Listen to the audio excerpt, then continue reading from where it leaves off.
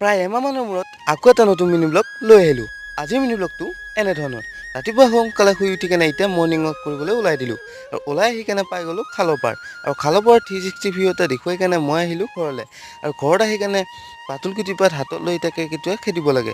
এফালৰ পৰা সেইফালে একদম বস্তু ইফাল সিফাল কৰি চাই আছোঁ, কেৰ্কেটুৱা হ'লে দেখা নাই।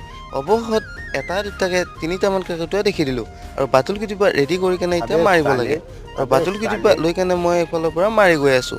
অৱশেষত ফচিল নহয় এটা জালত, দৌৰি আহি কেনে দেখিলোঁ মৰিলে নাই আৰু অৱশ্যে মৰিল এটা। অৱশ্যে বেয়াও লাগিছে দিয়াচোন।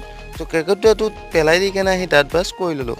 দাঁত ব্ৰাছ কৰি কেনে মুখখন ধুই এতিয়া মই গ'লোঁ নেমু ছিঙিবলৈ। মই জণ্ডিছৰ ঔষধ খাই আছোঁ।